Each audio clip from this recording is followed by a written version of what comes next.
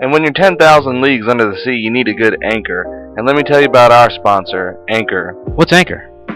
Anchor is actually the easiest way to make a podcast, Steve. They give you the tools to make your podcast sound great and authentic. They distribute your podcast to Google Podcasts, Apple Podcasts, and many others. Huh, but is it for free? It's absolutely free, Squid, and you can make money with hardly any minimal listenership. All you gotta do is go to anchor.fm.com to download the app there.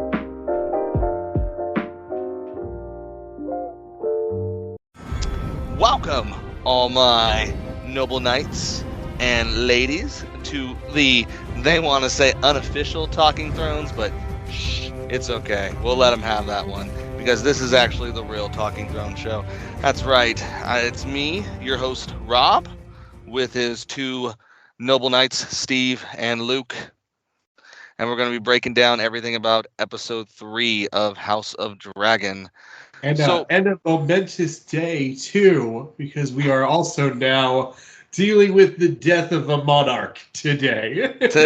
Right. And ironically, we're going to be going into a king lineage now, which is going to be insane. Like, that hasn't... Anyway. That's a thing in the modern age. So... first of all, too, before we begin this episode, I want to throw some shout outs to my man Kareem, Stu, Cam from Jacked Up Jacked Up Review Podcast. Hey, what's going on, guys? And thank you for watching.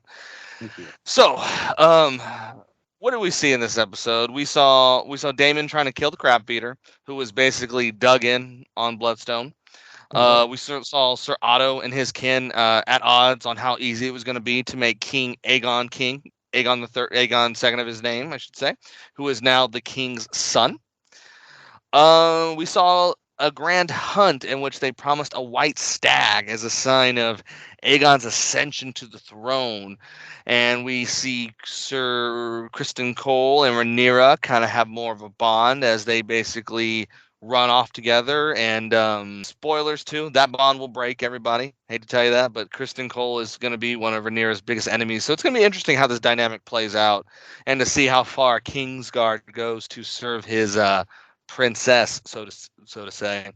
I have to say, when she kills that boar, guys, it makes her look like a badass. I mean, yeah, the king got the big stag, but it didn't look like he turned the thing inside out like Rhaenyra did with that boar coming into camp all blood soaked. I mean, and then not to mention, she saw the white stag, which apparently in this story was meant that she was meant to rule. I also was a little wrong on my prediction because we thought the war was going to last maybe a little longer for the Stepstones, and I did not predict they were going to have Laenor Velaryon, who is the son of Rhaenys and Corlys, in the battle, and he was riding Sea Smoke. So everyone who wants to know what dragon that was Sea Smoke, and that was pretty cool. Good tidbit, because a lot of people didn't know which dragon that was. They were like, "What dragon is that?" Yeah, it's Sea Smoke, everybody. So if you didn't know what dragon that was Sea Smoke. I did not think they were going to get to him. So, and what's interesting about Laenor Velaryon, and we saw it in this episode too, is how Sir Lionel Strong basically kind of announced, recommended, hey, maybe you should marry Rhaenyra to Laenor Velaryon, which, spoilers, everybody, does kind of happen actually, but it's a Hollywood wedding. Let's just put it that way. It doesn't last too long. It ends in some deaths too, and I'm not going to tell you who, but obviously you should guess it if you've read the book and are watching the show. Interesting about this episode though, guys, is that none of this happened. None of this stuff really actually ever really happened in the book.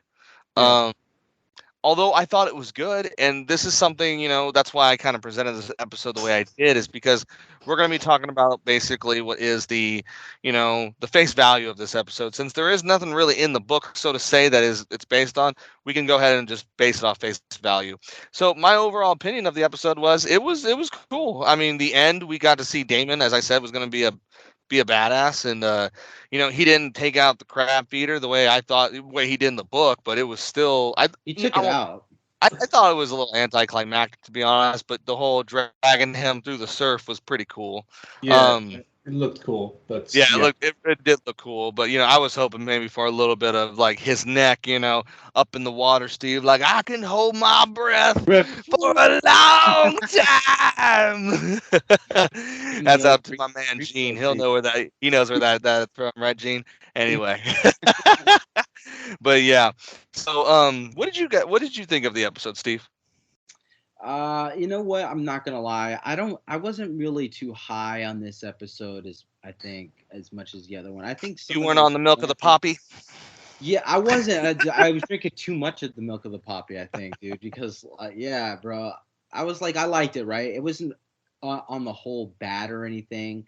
I think there was just too much on the nose things where we're now three. This is another time jump. Remember, I said like the time Yes. might be a problem. This is a 3-year time jump, but they're acting like it's still episode to episode. So it's like Ray is still kind of mad with Viserys. It's like why after 3 years she's still like I can understand she still has problems with it and she like kind of hints at it, but she's acting like for the show's purpose too. Right.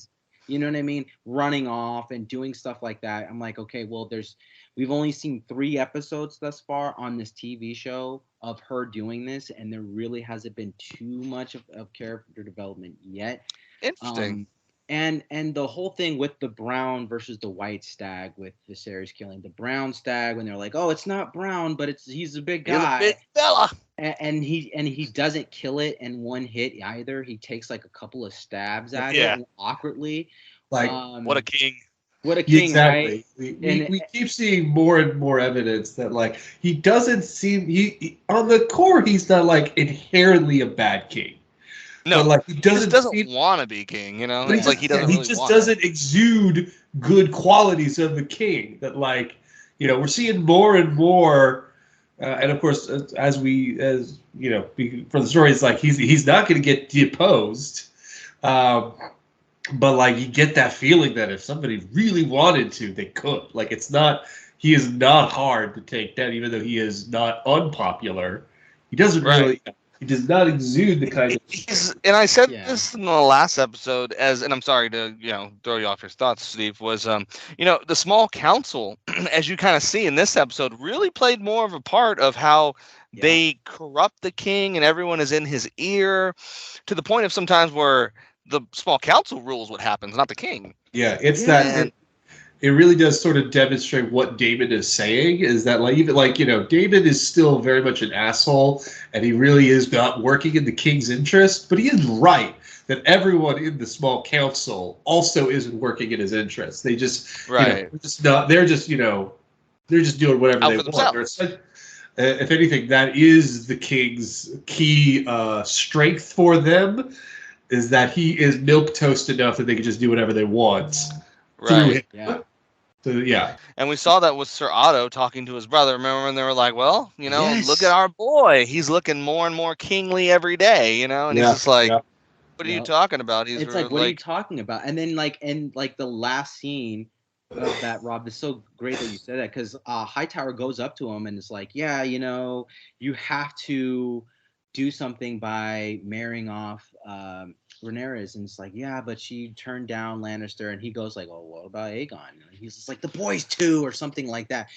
Like you can see that Hightower is pushing his agenda hard on. It's really interesting how much he is. Like way hard, dude. Like he wouldn't do that if Viserys was a true hard king. He would be like, I'm not going to bring this to him. He would bring it to like, I don't know, like some of the other members in the High Council. But he goes right to the king and says like, yeah, why don't you do that? Like planting a seed, because he knows like this guy isn't mentally strong enough to like deny what I did. You know what I mean? Like he married he muted my he married off my daughter to him, so why should he's gonna basically do as I say if I kind of pose it in an unthreatening manner, because he always lays down the groundwork. I don't know if you guys notice, where he's just like, you are the king, you're at the top. He always starts off everything like that. He's like, you are the king, you are my lead. Like, but what about doing this? You know what I mean? He's always doing something like that. And then every time the king's just like, What are you? What? Why would you say that? Oh yeah, you know what? You're right. Yeah, it was a stupid idea, But he's also kind of like stupid, about it. So overall, what did you think of the episode, Luke? Did you like it? I mean, did you think it was? It was story flows so far. Yeah, I think it's. I think we're setting up cool stuff. Interested that the 3-year jump, because obviously we know that the adult actors are coming in at some point, so obviously they're going to skip. We know we got even more time. We're going to skip as well, and so I'm curious how much they're going to cover based off the totality of the book. One thing I did know that should always be noted is that the book itself, what's the word, the Dance with Dragons, the actual book is, it's an overview of the story. So obviously there's a lot they can fill in the blanks. And the form of narration is also done as kind of half remembered. So in the book, and it's like historical. And George R.R. Martin probably did this intentionally, that the book was blank and in many cases biased, so that he clearly did it with adaptation in mind, either to a larger series or a TV show. So that way, like whatever he wrote in there, he could very well contradict what he writes there, because it's like, oh yeah, this was half remembered, so everything in this might even be wrong. Well, that's why he puts it as like a maester wrote it. Certain maester, you're reading this from Maester Gildane or something. And so it's like, so whatever he says, it could all come up, but it's all different. I think, like we said, the thing that's interesting is we're really showing the contract here with Viserys. Not Viserys. No, it's Viserys. Yeah, Viserys. He is still kind of feckless, and he's getting a little bit more feckless as it comes on. Everyone is kind of behind his back. They do whatever they want. And they're treating his son as heir as a given. Even though he is saying that, like, no, I named my daughter heir. Like those are my orders, and they're and they kind of don't treat it that way. It's like yeah, okay. It's interesting that you talk about the overview of everything, because in the overview, after he does that, I mean, they don't really plot so much against him until he actually gets like, senile and old and everything like that. Yeah. But it's also it's interesting too. How they're playing Alicent as like this kind of really caring, just trying to do her duty, but in the backdrop, she's listening to Otto at the same time. Yeah, because she's going to be bad later. I'm telling you. And Alicent is so funny in this too, when she's talking to Rhaenyra. She's just trying to still be friendly. It's such a toxic female friend, kind of just like, well, listen, I know I married your dad, and I know I might be stealing your throne, but why can't you be happy for me? Yeah. I know, Luke. It's just like, listen. It's like, Alicent, can you please, Alicent, read the fucking room right now? Right. Like, Rhaenyra does not want to talk to you. You should learn to take a hint. They really do play that, and I said that in the last episode too, and it's in the book too. Like you were saying, the overview is that they really didn't know each other. It just says in the book that they were friendly at court. That was all. They knew of each other. So this whole like interpretation that they are buddy now, actually, I think is really playing off well. And it's much more interesting too. Because clearly at some point they're going to get real nasty with each other. Oh, it does. It does get bad. I would say the biggest disappointment is so even though the fight is really good, it's a great fight. I still continuously get impressed with the dragons in this. The use of the dragons, it really shows the weight of these creatures on the Targaryen side. It's like not only are the Targaryens there by blood, so everybody respects them. They have these like nuclear weapons that out of them. So it's like it's impossible to be against them. Like you can't, like even if you're like, you know what, I'm not gonna, I want to go off on my own. It's like you will die. You will you could have 10,000 men charge and try to get the dragon will destroy you. It doesn't care. See, that's what makes Viserys such an interesting character too, because he states the same thing. He says, well, Rhaenyra even says, "Why don't you send us? We're dragon riders." He's like, "No, we can't do that." And then he says the same thing to the Lannister guy when he's like, "I will marry Rhaenyra," and he's like, "Do you have dragons?" And he's like, "Well, no." And he's like, "Oh, well, whatever then. You don't have dragons." Yeah, he's and like, he says Castle something too, Rock like is- he's like Castle Rock will build it's a good seat. a That's what he dragon says. pit, and then Rhaenyra is like, "Why do you need a dragon pit?" And he's just like, "Oh, because I'm dragon. Take you home. He's like, I want a dragon. Everybody wants a fucking dragon. I want a dragon. Give me an egg, please." Well, as Oberel Martell once said, the Dorne didn't come to heal until the Targaryens brought dragons to actually ride for them. So they got to ride, and by that they meant dragons in bed. They meant ride the Targaryens. But the thing that disappointed me is like we didn't get a lot with Crabfeeder. Right. Yeah. He didn't get. He basically got no dialogue. No So dialogue. he wasn't even really a character. He just does that like. Yeah, he's just head thing, yeah. And it's like it was a shame because it's what obviously characters are going to die. That's going to happen. That's whatever. At least it would be more interesting to have a character die. But that wasn't. But Crabfeeder wasn't a character. He was just a plot device. Which was weird because the war is already over. It seems like, which I think they're going to push more of a. Which I'm not going. It's pretty much done. Is it done now? Because I know that he's because he kills he kills Crabfeeder in the book, and that's pretty much done. Preview of the 4th episode stated pretty clearly that Daemon's going to declare himself king of the South.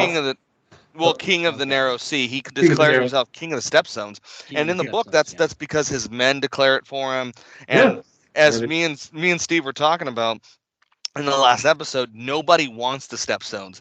They're basically what a famous Bolton once said, a bunch of shit-stained rocks like the Ironborn Islands are. They're basically nothing. They're pirate-ridden. They're just nothing. Yeah, they're just like a bunch of dead islands. Pirate havens. But of course it's what's the word? But you have to keep in control for trade routes. But otherwise it's not. Yeah. But this is what's going to come an interesting dynamic, because we've talked about how much Daemon cares about his brother and doesn't want to defy his brother. But now, and I even said too in the book, he steps to his brother and kneels before him and presents his crown to him, as to say I still love you, even though I'm king of the Narrow Sea. We didn't see that in the intro, but it seems like he's going to be more of an antagonist now. That my men are calling me, king of the Narrow Sea, king of the Stepstones. What are you? It's clearly a situation where it's like he's going to try to get the king to legitimize that because it would be too much effort probably for King Viserys to push even further, especially now that there are trained men and dragons down there. Then to push it even further would make the country go into a large scale war, which would be bad. But it's also So David is essentially giving him where the easy option is to just simply declare him declare him that area, or work out some type of deal where it's like he has authority over that area, but still comes to heel to the king, which again is still just kind of chipping away at his power. So all right, so predictions for this next episode, and I'm actually gonna be. Well, Steve, you were shaking your head a little bit. I want to get back. I just want to hear. Did you really hate the episode that much? I didn't hate it. I just had a lot of problems with it. A lot of ham-fisted thing. I think the stag thing kind of bothered me, dude. When she saw that the Rhaenyra's white meant stag, to rule.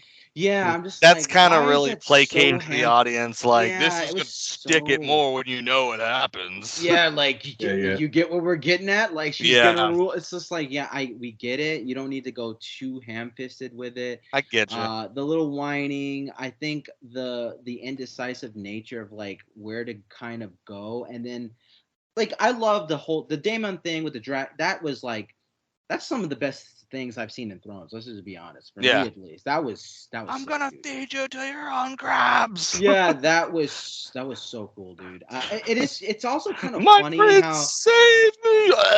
Yeah, like they were saying, like we're losing the war. The only thing I'm like, okay, well he had a dragon. Why not just stick the dragon's head in the hole And that they just were hiding in, right. and I thought the blow same them thing. away? Like, what are you doing? Yeah. The same It thing. worked, I guess, in the end. But I would still say it's a solid episode. It's just a I little didn't- bit of nitpicking there. And like a lot of people too thought Damon's like the way he surrendered and all that was like, you know, I don't know. Some people didn't like. I was like, that's Daemon. I knew he was going to do that from the start. As soon as Viserys, in which I would like to point out too, Viserys tried to steal that victory. He tried to swoop in. He was going to like a hawk and take. He's like, he even wrote to the message in Daemon. He was like, make sure, you know, he's like, yeah. First of all, he probably pissed him off when he's like, this is from your brother, you know, King of the Yeah. Andals, the first Dude, man. He gave him I the love whole, that. all the titles. Yeah. And then, you know, he's like, I'm coming here to help you, Daemon, and all this. He's like, so we can both get that victory that we've been so trying to get. And it's like, dude, what the fuck? You were the one that was like, fuck you, Daemon. Go ahead and do Yeah. it yourself. Do it yourself. And then, yeah, I think that was like the highlight for me too, because like, Yeah, I you could love when see he Daemon's killed like, the mess. He just like yeah, he just takes a long, yeah, Rob, he's just like staring at long him, look, like, and it's all silent too. That's what I like too, and just silences him beating just this guy, beating the dude beating the down. messenger. Goes down there without the white flag and just kills him. That was Daemon. I knew that. I was like, Yeah. that's how Daemon is. He's a heel. If this was wrestling, he's a heel. He's a not heel. dude that you want to cheer for, but he's doing things where he's not like, it's like, look, I'm in it to win by any means necessary and get my Right. brother's acknowledgement, while my brother is over here going like, I don't know, should I do this? Is this not going to please Should somebody? I name Rhaenyra? Should I name Aegon? And then he's going to her, well, listen, I wavered like one time. Okay, yes, I had some second thoughts. Yeah. One time kind of thing. And she's just Like, looking at him one like, dude, you're time. such a loser. Yeah. Yeah. So I'm gonna actually give some dire predictions though for the next episode from what I've seen. And this is just mine off of what I've of course read in the books and what I've just seen in the trailer. My biggest disappointment is coming, and there's two of them. One is just a little nitpicky because I'm such a big book nerd with Thrones, and that is Daemon being a huge more antagonist. I hope it plays out well, but it does bother me that they're gonna try and make him almost the main villain of this whole thing. It just seems like they're kind of pushing him to be almost that main villain where it's going to be like, oh, you're going to have to choose between Daemon and Viserys. What's right and what's this, you know? So that's the other one. But then it seems like they're going to be talking about the prophecy again, which I'm like, why? Why are we discussing ice and fire?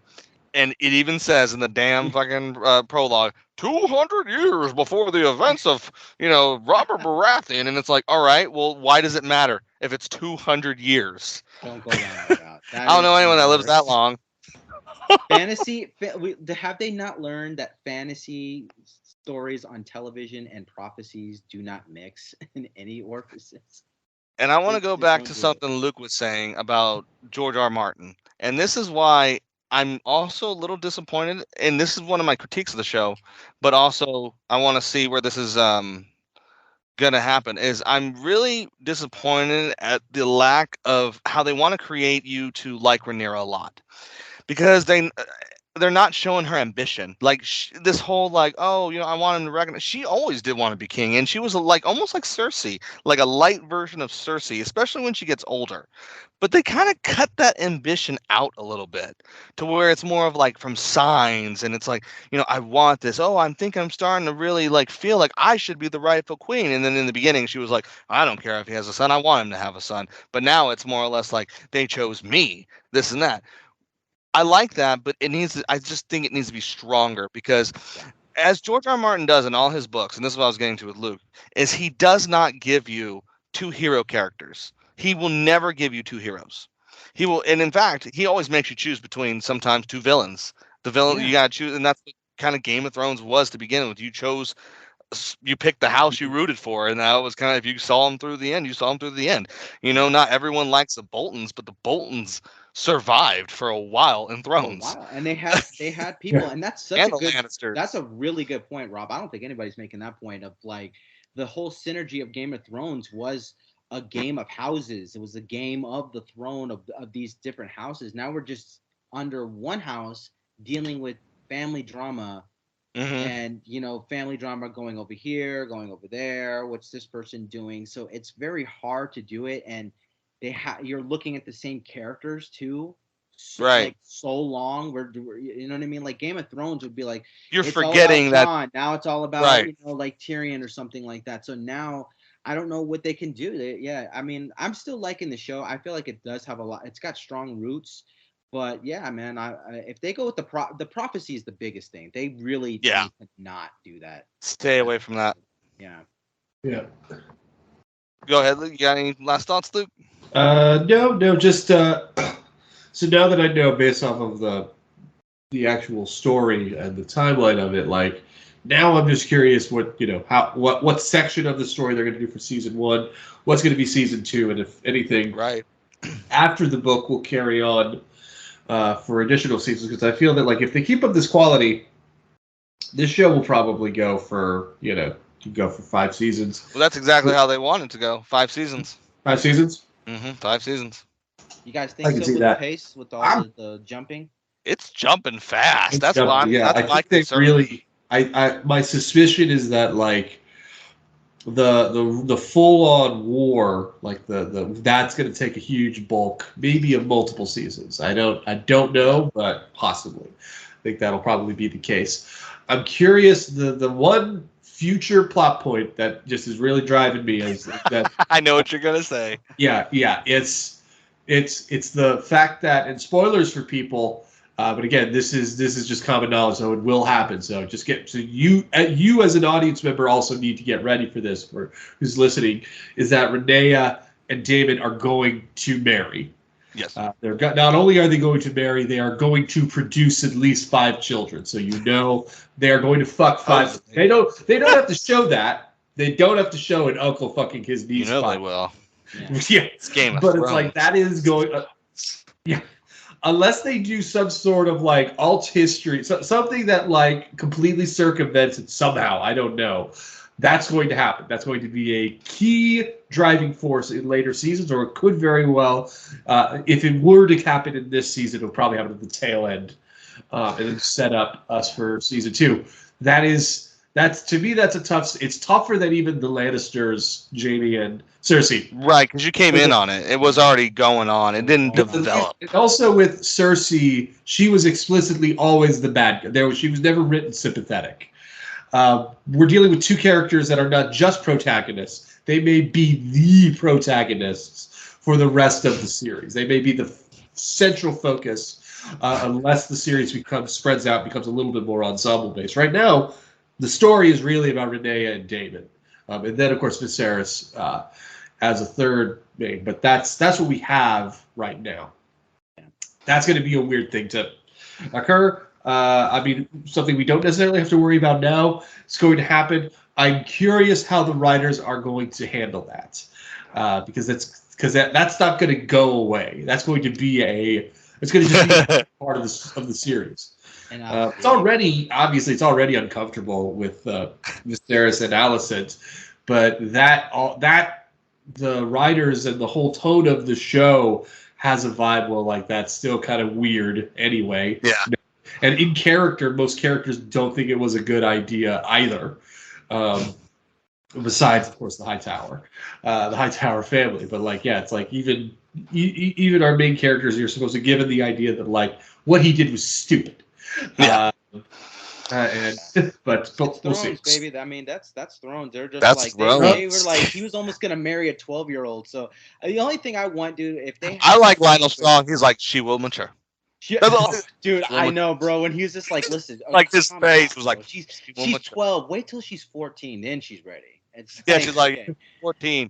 Anyway, let's get to the score of this episode. I'm gonna go ahead and give this overall episode. And I hate to say it, I would actually kind of give this one a lower score, but because I thought the scene was so good, I'm gonna give this one a 7.5. That's what I'm gonna give this episode.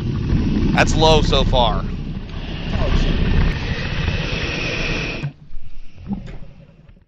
Luke, what would you give this episode? I'm gonna give it about a 7. 7? So good 7 overall. It's not a particularly standout episode, but the fight scene was good. So we'll see. All right, our audience. So from 20,000 Leagues Under the Sea, this is the unofficial Talking Thrones podcast with your host Rob and Steve and Luke saying goodbye to you, and we'll catch you on the flip side of Westeros. So make sure you stay tuned for more episodes of Real Sharks. Listen, like, and subscribe wherever podcasts are found, and make sure you check out Jagged Tooth Media for all our shirts and merchandise to help support the show. Have a great night, everybody.